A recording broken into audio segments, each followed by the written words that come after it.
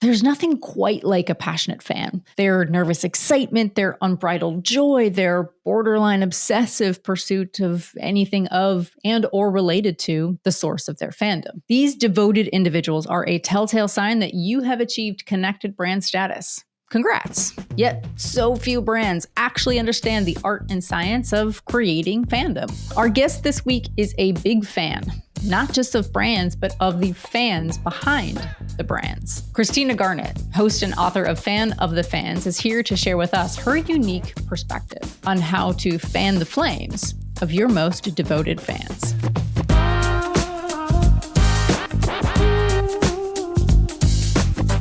Do you use Riverside for your own podcast as well? I do. Yeah, okay. I use it for both of mine. I love it. I'm a big fan.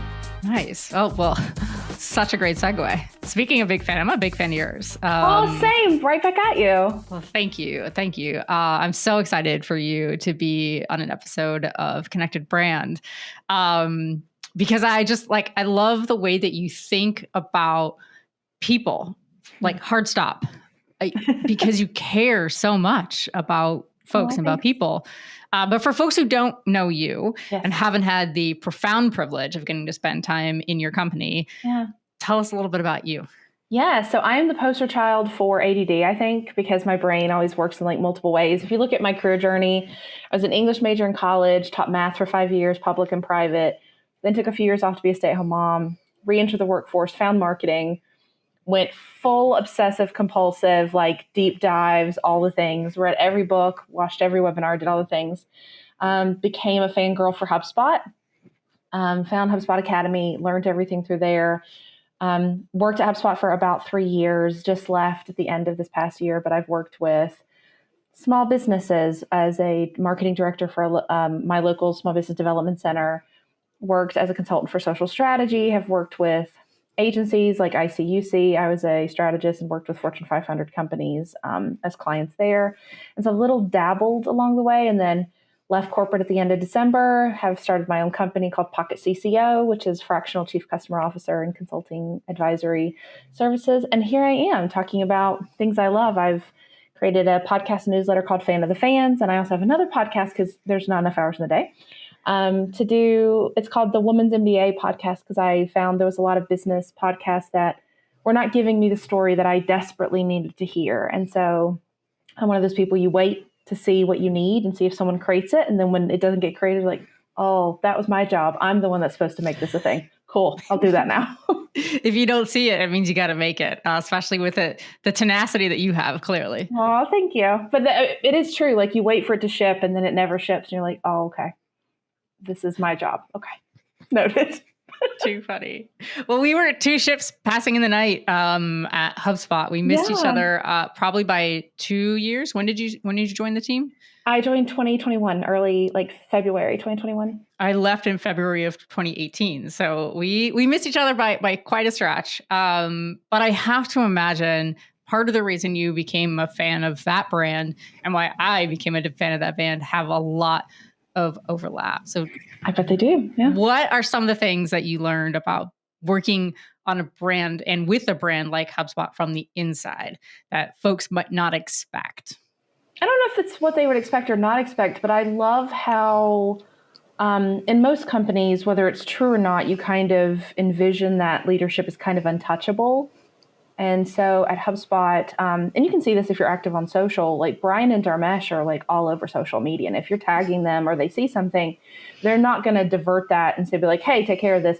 They're actually going to dive into those conversations. And so they're highly personable. And if you go to inbound and you see them on the floor and you say hi, like they'll say hi back to you. Like it's that feels very anti-corporate. That feels very counter to what you would probably imagine most businesses do. So that was really lovely. And then a lot of businesses tend to have like customer facing versus not customer facing.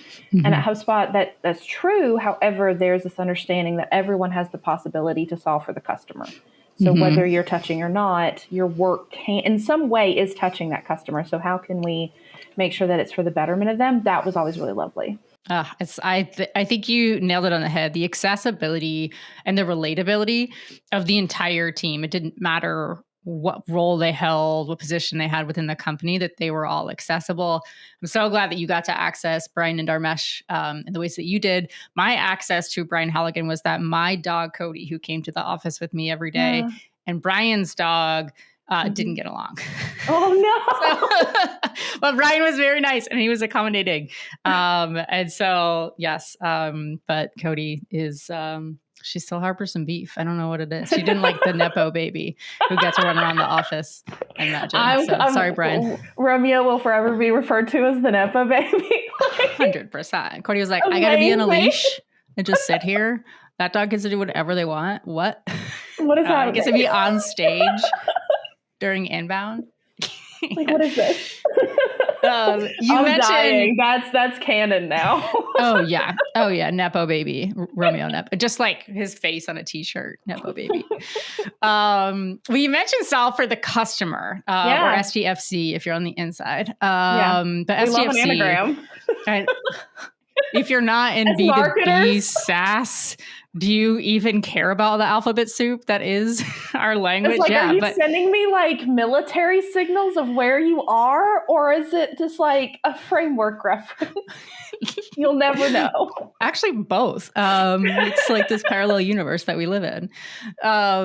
But so, I mean, you got to have a really cool role at HubSpot. I think folks who don't know you, like talk to me a little bit about your journey into customer marketing. Why solve for the customer even matters to a company?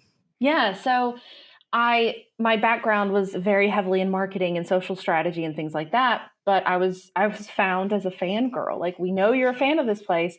So who better to create something for the fellow fans than me?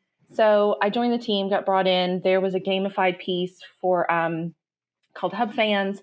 And then there's the community piece. And so how can we really kind of create a choose your own adventure style of how people can feel appreciated and loved in return? And so when I was able to announce, because I'd been a fangirl for quite a few years, I knew a lot of the major players. Like, I knew a lot of the partners by name. I knew a lot of like ancillary, secondary level customer and partner relationships. So when I was able to announce on Twitter, I specifically said, like, if you're a HubSpot fan, like, slide into my DMs. I want to talk to you. And I immediately did customer interviews. What do you love about us? What do you hate about us? When was the last time we made you feel special? When was the last time we made you feel loved? And what did that look like to you? Because it looks very different to different people. I mean, it sounds corny, but there is a love language. Some people will literally like go to the fires of Mordor for you for a hoodie. Others, they're going to need to talk to Yamini or they don't care. And so you need to know, what is their carrot? What's motivating them? What does love look like to them? And what does the love look like to you? Is that a testimonial? Is that a YouTube video? Is that speaking at an event? Like, what does that look like on either side? And so it was really beautiful to be able to kind of build my dream program based off of like, what would I have loved to have gotten? Like, what are the kind of opportunities that didn't exist? I was like, that would have been so cool if that had been a thing. And so one of the things that I created was the inbound correspondence program, which is where we have customers and partners. They get a ticket to inbound and they're able to share their experience. They're on social and they're not just taking pictures, but they're sharing highlights from sessions or what they really loved or all the opportunities that they had. And what I found is probably the easiest shortcut for customer marketing is, if you wanted to pitch it to someone else's, what would happen if you treated your customers the way you treated influencers? What would that look like? Such a profound question. And also, what I love about your approach too is actually, you didn't presume that you knew the answer to that question in the first place. No. You actually asked your customers, what would it look like if I treated you like an influencer? And what does that look like? And the thing is that a lot of companies, they immediately know what influencer marketing looks like. And they're like, here's the kit, and here's the UTM, and here's this, and here's that. Great, amazing. But there's customers who are on the other side of that being like, I would have done that for free. Where's my PR box? Where is it? And they see, but what that's telling them is that whether you realize it or not, is in the mind of the customer, they're thinking, I have given you all of this money. I have bought all of these products, and that is still insufficient because I don't have a certain number beside my name on a social media platform. And that's really hard. So you take a moment that could have been used for delight, and instead you make them feel less worthy and less valuable to you, which is wild, but it's still true. Like there's tons of people. I remember I think it was Tarte, but it was one of the makeup companies that took all of these influencers on a trip, and they weren't even using like the actual like makeup from the brand. They were using their own stuff anyway. So they're going to like Jamaica to do something, but they're wearing like Charlotte Tilbury stuff. And I was like, Charlotte Tilbury didn't pay for that trip. Like influencer 101, you use what you were paid to use. Mm-hmm. And then the customers, so many of the comments were, I'm such a diehard fan. I would have killed to go on this trip. Like where what? And they did listen and they did try to like do like a oopsie makeup trip. But it's like how we know what an influencer is. We know what that looks like. And that does work. Like I'm not going to say influencer marketing doesn't work. But imagine if you diverted that and like let's cut that in half. And let's do half for the influencers and half for the people who absolutely love us, would do it for free, just want to feel special. So you're getting the reach, whatever their reach is. It's also more believable because it's clearly not an influencer play. And then they feel special, so they're less likely to churn. And now they're stickier and more emotionally tethered to your brand. That's a win. That's such a win. Huge. It's such, I mean, what I love about that model and what I love about that approach is that it actually gives your customers access to a world that they otherwise would never have had to access, all Yes. thanks to your brand. And it's 100%. that experience that has forever connected them with an emotional tether to you and to what you stand for and why your brand exists. 100%. I love that. Another example of this that I absolutely love is Troy Sandage, who I absolutely adore. He's been an advocate. He's been a correspondent. He has a podcast on the HubSpot Podcast Network. And so the past 2 years, he was first year by himself, second year with co-host Christina K, but was a host of Inbound. So he was the main stage host, kind of livening up the crowd between sessions and things like that. When you're trying to figure out what do things mean to people, we go to that MasterCard commercial, like what is the priceless? What does priceless look like? Because I can guarantee you no one can give someone a hosting spot at Inbound but HubSpot. Like you could be a fan of any other company. I can replace a hoodie. I can replace a Yeti. I can have stickers all over the place. That's great. But I can't replace that. No one else, no other brand can give me that. So when you're trying to figure out, we want like a showstopper, we want a core memory, we want to create just like, I want someone to feel shocked and surreal when they are realizing what they're getting. You have to answer that question. Like, what is something that only we can give, that only we can provide? And once you have the answer to that, it's wild what you'll be able to do. You'll it goes from I had a great experience to this brand changed my life. And that's priceless. I mean, to be able to say that you changed in your customers' lives, I think should be most companies' goals. And yet so often we forget, or the brands forget that they're a host to like a very exclusive party, right? Yes. They assume that like everybody should be here, and they forget that they play a role in hosting and facilitating experiences like that. Yeah. What do you think that disconnect is? Like, why does that tend to happen for companies, that they just forget their role in creating this space that has the ability to change lives? I think it comes down to the binary option of if we kept the customer. That does not mean that you did a great job. It just means it was good enough. And that could mean there's not a competitor. It could mean that there is a competitor, but they can't afford it. It could mean that they have a competitor, but it's not an apples to apples replacement. But that has no bearing on whether or not you did a great job. And so we have not. This is blowing my mind. But we've not separated between like good and bad. There's good, bad, and great. And so it feels really reactionary. As soon as someone says something negative in a thing, or they threaten not to renew, we immediately circle the wagons, when you wouldn't need to do that if you were activating based off of great. So I think companies do a really great job of good enough. They don't take the opportunity or even consider what the opportunity is to be great. And especially in this AI world where everyone can kind of like put their AI hose up against open ChatGPT and like create all these things, you're immediately creating this ocean, this red ocean. But in a world where AI is everywhere, the human element is the differentiator. And that human connection and how you treat people and how you take care of them and how you look for the carrots that motivate them, that is how you turn a red ocean into a blue ocean. But we don't worry about that until they're going to leave. If that is built in and integrated into how you look at customer success and customer experience, then you're not going to have to do a lot of that reactionary stuff because you've been taking care of them all along. It's in my house, we talk about how we don't celebrate Valentine's Day because we love each other every day. I don't need flowers and chocolates because like you're good to me every day of my life. Like why are we doing that? Same thing. I don't need to apologize profusely tomorrow because I've been taking care of you and doing a really good job of that the entire time. And we don't solve for that. First off, our households are exactly the same. We also don't celebrate Valentine's Day for the exact same reason. We maintain it constantly. We are always striving for great. But what really blew my mind as what you're talking about was you actually describing that so many folks look at metrics like retention as great performance metrics. But what you're challenging is that this is baseline, baby. Yeah, that's the bar. Like the bar is the floor. Like all that means is that you're better than someone else.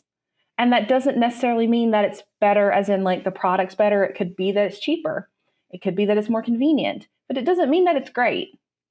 And all you have to do is wait until there's a competitor that like adds a feature and now offers that feature for free. Yeah.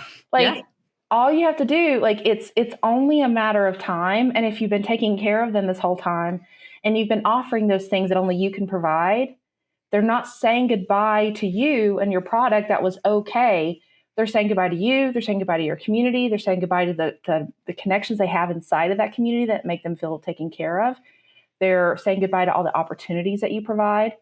Like, talk about sticky. Like, you're creating tethers that it's not just a yes or no answer to, I'm just not going to renew. It's, I'm not renewing. And because of that, I'm having to say goodbye to all of this added value.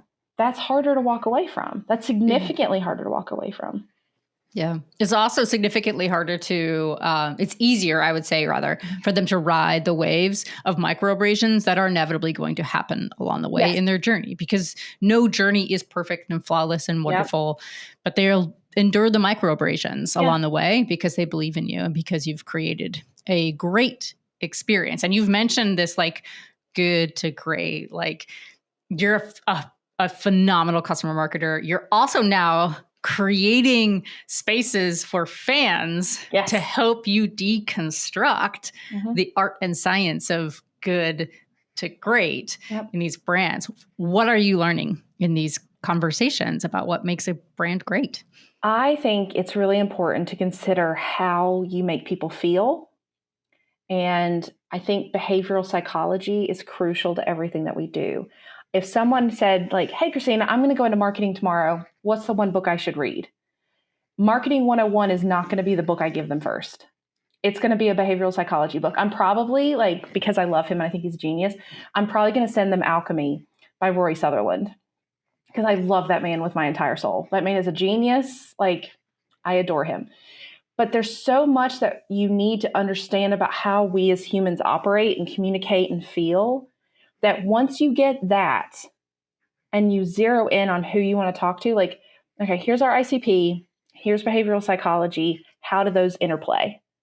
You are going to do things that naturally work because you understand how people feel. And the thing is that we're having this, especially post-COVID, we're having this need for connection deeper than before because the way we communicated and connected had to change drastically. It just absolutely had to. And because of that, plus other forces, we now no longer have third places or third spaces, depending on who you talk to. So we don't have that safe space outside of work, school, and home. And so what is going to replace that? We have the park that was bulldozed and is now a parking deck. We have the movie theater that you could go see something for like $5 to $10. And now it's like $100 to just go see a movie, whether it's good or bad. So the third place is either disappearing or it's becoming further and further out of reach. And so what fandom is creating, and what honestly the internet is, for better or for worse, they have become that substitute for the third place. So I can go into this space and I immediately have a micro community because we have a singular thing in common. We both like this book, or we both like this actor, or we both like this movie, or we both like this sports team, like whatever that looks like. And so the one thing that I continue to feel over and over and over again as people talk about fandom is that they are a part of something bigger than themselves. And they feel connected and included in that thing that's bigger than themselves because of this singular love that they have for blank. And that's shoes, that's music, that's TV, that's movies, that's brands. Like we did one on Apple, but they feel a part of something bigger than they are, and they feel included. And the only like qualifying thing for it was, do you love this thing? If you love this thing, we'd love to have you. That's the only thing you have to do to qualify. And so that's really beautiful. And I want more brands to be able to facilitate that and be able to offer that. But you can't offer that if you don't understand how people want to feel, and how people, like, what are the happy brain chemicals that they need to have in order for them to feel included. And one of the things that I talk about with clients is I'll talk to social media teams, or I'll talk to their success teams, and I'll be like, all right, I'm assuming you have an escalation process when someone starts yelling at you on social. I'm sure you do. I'm sure it's a spreadsheet. I'm sure you have stuff. Cool. Do you have an escalation protocol when someone is loving you on social? Because I bet you don't. I bet that is ad hoc, no matter how popular or loved you are. I bet you are taking that piece by piece. You should absolutely treat it in the exact same way. Like if you're doing a fire drill when someone cusses you out on Twitter, you should do a fire drill when someone's loving you. Because you need to fix that, but you also need to take care of the people who are loving you, because if you don't love them back, they will feel the same thing that they would feel, is like, I'm going to like just share my love to you and just say I love you, and you're not going to say anything back. I'm like, oh, I got to jump off this call and go build a Go do customer it. Go do escalation for appreciation, the customer appreciation escalation model quick. But I mean, you really just blew my mind. I just want to go all the way back to you talking about creating that third space, because I'm particularly fascinated with the absence of the third space, just personally, right? Yeah. We look around our neighborhoods. What used to be a third space was a shared community, and that community was galvanized around the interworkings of their society. They had that shared connection of, their systems that existed, and for better or for worse, right? Like there was always a system to complain about, like our education system, or there was always a system to like be excited about, And so what I have found very interesting and fascinating about the third space is how the digital connection has allowed us to find and access third spaces that are so niche and so precise to our unique passions.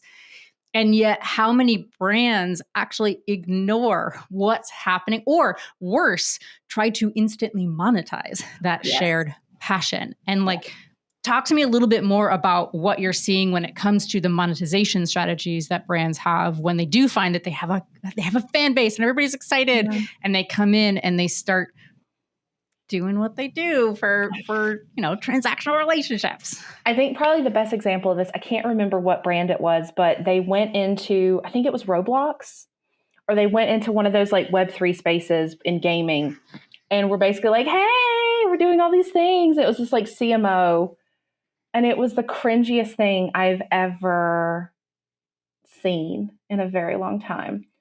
What you have is you have brands wanting to be a part of something, but because it's a brand, there has to be a business case for it, which means it probably needs to be tied to revenue.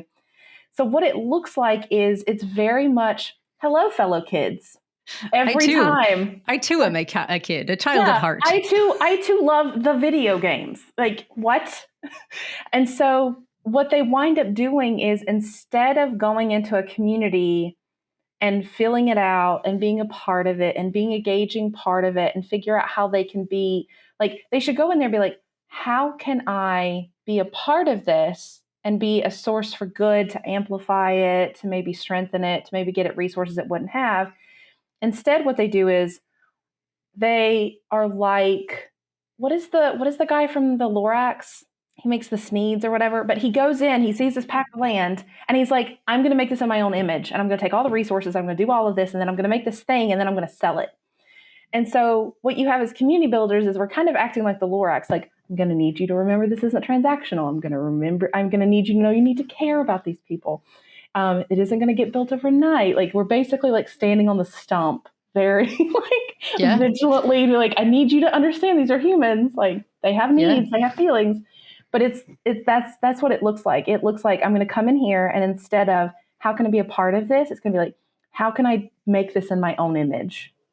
And it sucks the joy out of it, because now it's this conveyor belt instead of this space to feel joy and to share and to connect. And I've seen it happen way too many times, and it's really, really sad, which I'd rather people do. If brands want to tap into community, is instead of going in and being like, how can I make this a part of us? Be like, how can I come in here and be a champion for it? How can I open the doors that no one else in this community is able to open because I'm a part of it? Like, I think that we need to be thinking about it from that, instead of how can I come in here and make money off of it? Because I find that there's a big disconnect between community builders and business. I'm continuing to still see it. The business leader will come from a lens of how will it impact the business. And so the business supersedes the members. The community builder will do the exact opposite. So they will build for the member and then not be able to match the goals or be able to hit the goals for the business. And so in either capacity, the community dies. Either the business leader is being too focused on what we're getting out of it, and the community members feel like they're being taken advantage of. So the community members leave, the community dies. Or the other side, the community is thriving, but the business isn't making any money off of it. So now you have just another cost center. And in this economy, we love to knock out a cost center in a spreadsheet. No more funding, the community dies. So in either case, the community dies. What you need this in tandem framework. How can they work together? What are the business goals? What do the community members want to get out of it? And is there any sweet spots where they hit? Maybe you have community members who love being creators, but they don't have 1 million followers on TikTok, or they don't have 1 million Instagram followers, but they love making content. And you have this brand over here that you'd love to feature the voice of the customer. They're like, hey, we'd love if you make these, we would love to feature them on our thing so that we can help build your personal brand and build your thought leadership, but also that's content for us. Now we're talking mutually beneficial. There's so many things that I see brands just not doing because it takes a couple seconds here and it takes a couple seconds there.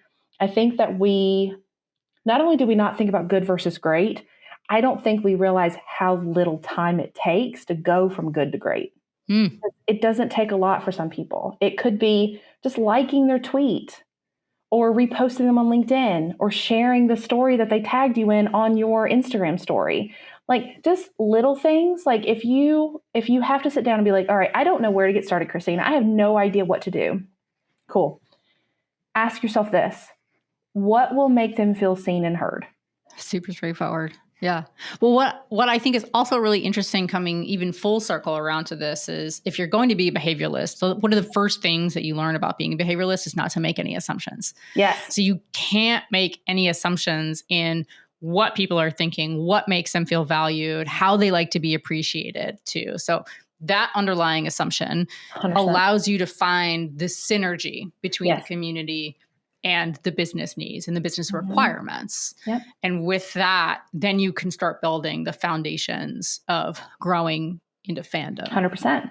100%. And when we started thinking about like the Hub Fans program when it was being launched, my initial breakdown of like how I saw it working was, you enter the program and you're basically like in the nosebleeds. And as you do more and more things as an advocate, you get closer and closer and closer to the stage. And then ideally you do even more. And now you're getting backstage access. Now you're getting to meet the players. Now you're getting to be a beta tester, giving feedback. Now you have people coming to you. And now you're not only just a user or a customer, but now you're this person with this specific subject matter expertise. And the people who are building the product are like, I'd love to pick your brain. I want to know, like, you asked for this feature. How would that feature help you? How would that make your life easier?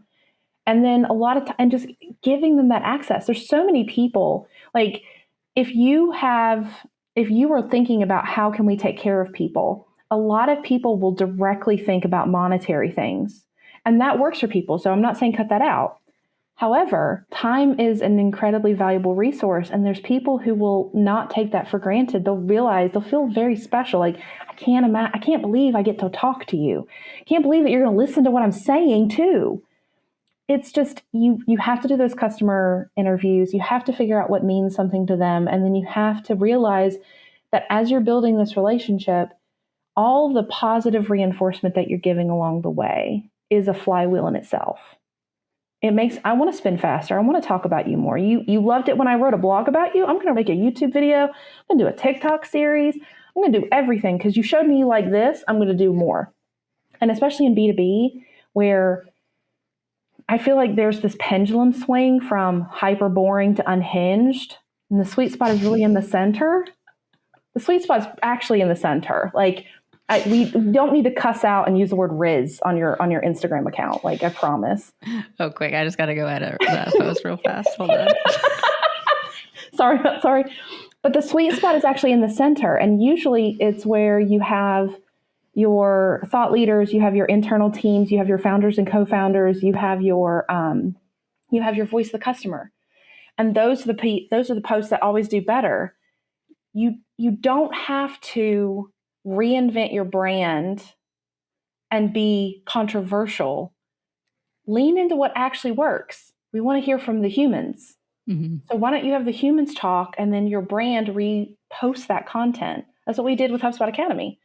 It's the majority of its content from the professors and the learners, because that is the actual voice. Like that is the lifeblood of the academy. So when you're looking at the content, that should be the content. And same thing here for brands. People don't want to connect with the brand. They want to connect with people. So that doesn't mean you should abandon your brand account. It also doesn't mean you should go like full unhinged. But why don't you make your brand more human and repost the content from your customers who are saying amazing things about you, from the people who are shouting you out and saying how great you are? Because not only is that content you don't have to create, but now you've given positive reinforcement to a fan. And on top of that, you've given third-party validated evidence of how great the customer experience is that people will actually trust because it's not technically coming from you, the brand. So you're hitting like 3 stones at once. Like you're knocking it out. And so it's those things that I don't think we want to go towards gimmicks, or we want to go towards this when it's like, be human. Like it sounds incredibly cliche, but it's because it's true. Like, be human. And what does human look like? What are the voices that other people in your ecosystem are seeing over and over and over again? Celebrate them. Hype them up. I love that. One area where I think brands are actually letting some of their creative juices around being more human, even with the forefront of their handle as the brand, is actually TikTok.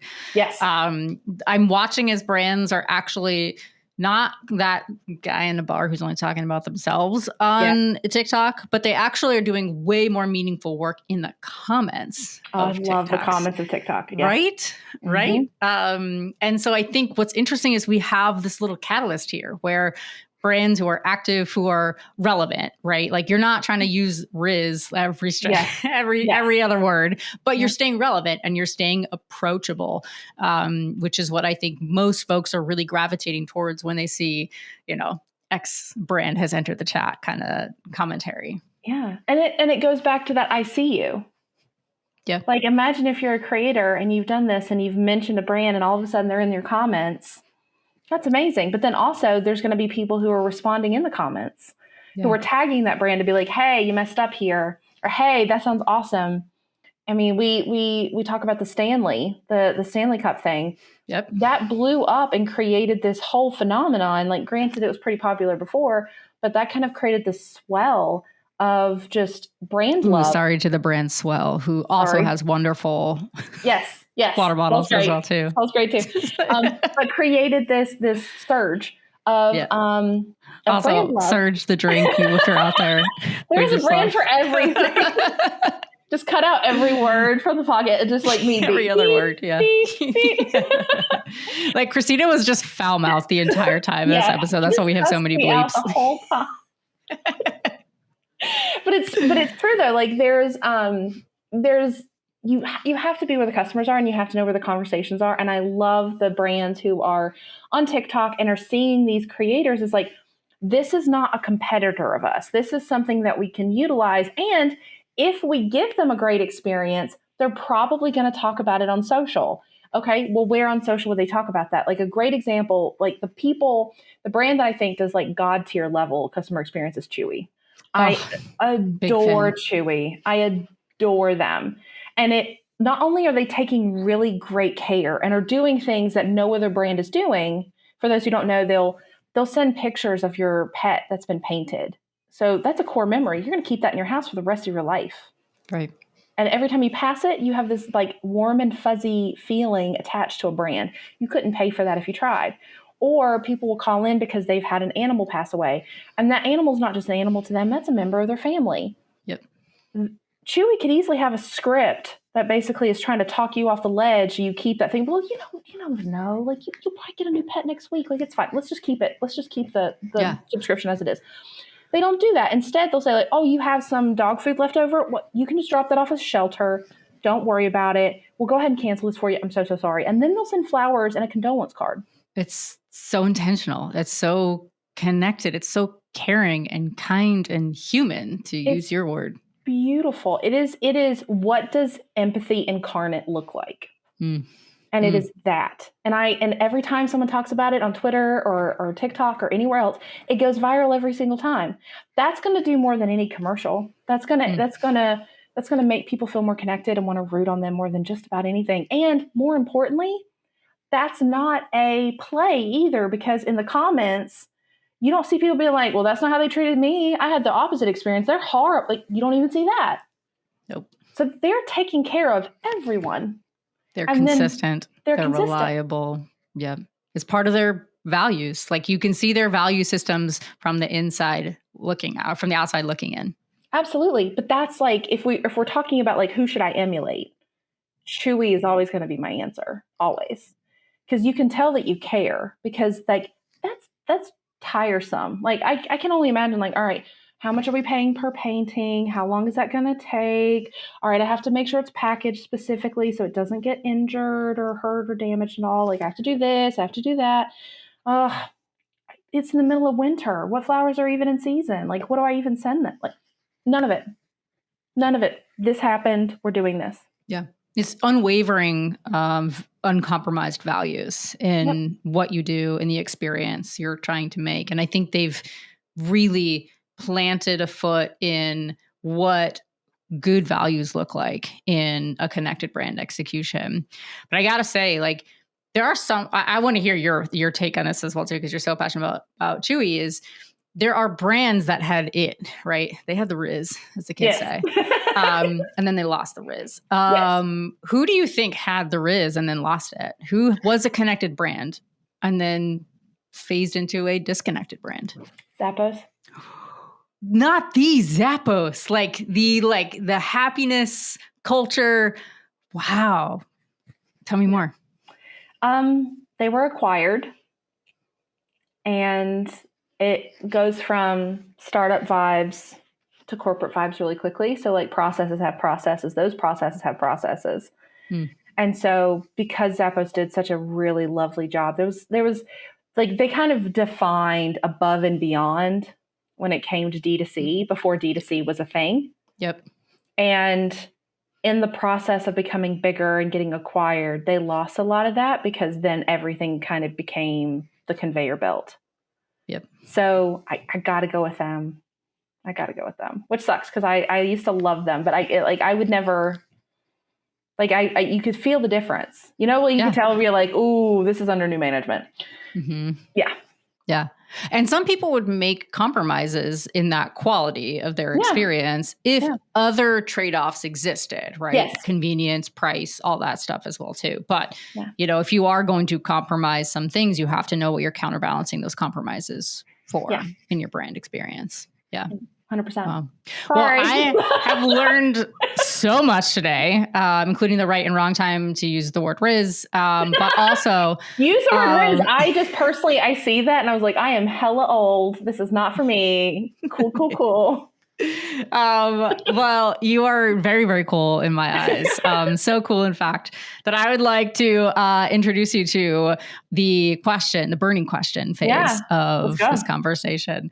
So I asked this question, I saved this question actually for all of my guests. The last question to ask, which is, what's your burning question? I think my burning question is, and it's something that no one has the answer for because only time will tell, but I'd love to see what we are as humanity after AI, after we all figure out what role AI is going to play in our world. Because I think we're all still figuring it out and we're already seeing the ramifications and the positives. I want to know what it's going to look like on the other side. That's my burning question. What is it going to look like on the other side? Once we figured out, like, here's where the AI lives, here's what they're going to do. That's what I want to see. I love it. Do you have any guesses of what the other side looks like? It's not going to be that utopia picture meme from Twitter. It's not going to be like, it's not going to be shiny chrome with like cars in the sky. It's not going to be that. I think it's going to be, I don't think it's going to be Blade Runner either. I do think that like more people need to watch Twilight Zone and Black Mirror, and not in a how like I'm going to take notes for my product meeting, but like I'm actually going to see this on the other side. Maybe throw in a dash of the Handmaid's Tale as well too. Like, yes. I completely agree with you. I don't necessarily think, I actually feel like I see more of a connection, a through line to WALL-E. Once WALL-E discovers where the humans are and the state of the human race. The problem is that we're not going to take care of humans the way that even in that dystopia, they took care of the humans. They had a place to live. They were able to eat. Yeah. We're not going to have that. I don't think we are. No. But I do love the idea that there'll be Hello Dolly, like singing. And I do love WALL-E, like as a thing. As a little robot. But yeah, I have my hope, my vision for what humanity will look like is that we are so disconnected from each other that we forget we're in the room from one another, unless we can figure out what this connection of community really feels like, so that the synthetic fibers that are being introduced through AI right now become life efficiency improvers, but they don't improve the quality of life. What they've done is enhanced our ability to genuinely build good human connection with one another. That's my hope. That's the dream. Also, do you think on the other side of this AI renaissance, we'll call Twitter X, or are we just going to keep it Twitter? It's Twitter forever for me. Great. I'm not budging. Amazing. Well, Christina, thank you so much for your brilliant mind, for all of your expertise. If folks want to connect with you, learn more from you, talk with you, how do they get in touch? So you can find me on LinkedIn to search Christina Garnett. I'll be there. Every other platform is that Christina G. And you can also check out my website, Pocket CCO, to see what I'm doing and if that's something that you want to do. And I will tell you, it is something you want to watch and see and be involved in. So, well, thank you so much, Christina. It's been such a pleasure. It has. Thank you so much.